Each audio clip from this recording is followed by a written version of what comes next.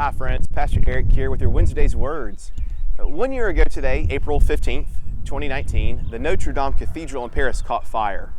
The future of the building itself is still uncertain, especially since the work to restore it has stopped for the time being due to the coronavirus. The three beautiful rose windows were spared any major damage. Now I know what you may be thinking. The church is not a building, it's the people. True.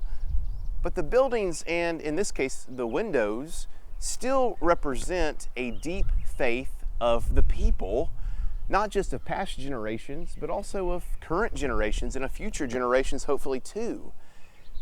I have always been fascinated by rose windows. In fact, here at West Point First United Methodist Church, we have a rose window over the entrance to the Scott Zachary Memorial Chapel. It's a gorgeous window. Just take a look. I'll even give you a closer shot now.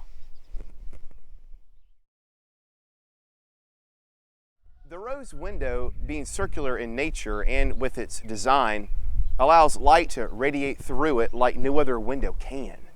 These rose windows, which are Gothic in design, are actually some of the strongest windows there are due to their design.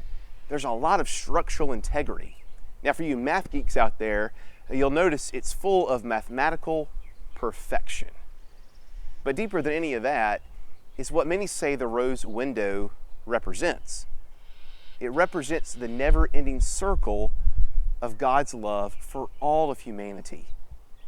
It represents the unity we have through Jesus Christ, our risen Lord. In other words, the rose window is a reflection of you and me.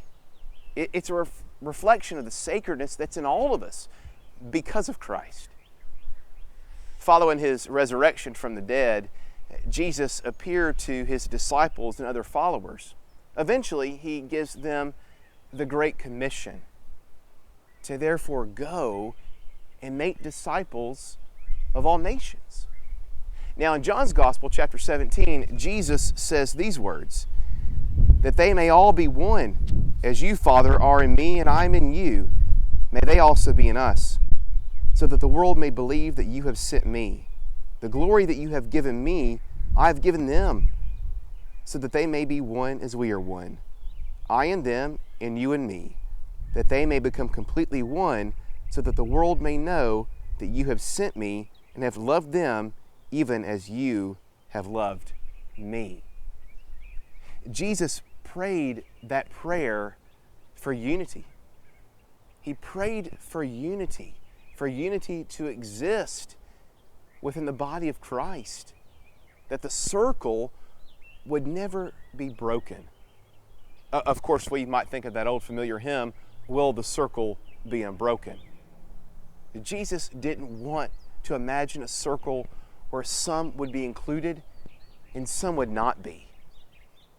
During these days of sheltering in place, we are told to tighten in our circle, and for good reason. But that shouldn't stop us from being the Easter people that we are, of sharing the good news of the resurrection. The resurrected Jesus says, expand your circle. What does your circle look like? If your circle was a rose window, would it radiate the beautiful mosaic that is our faith?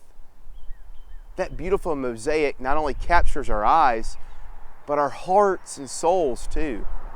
The resurrected Jesus represents all of us, and so should our circle. So my prayer for you, and my words to you this week, don't stop being the Easter people that you are.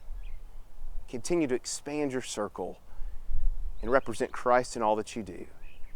God's never-ending love. Those are your Wednesday's words for this week.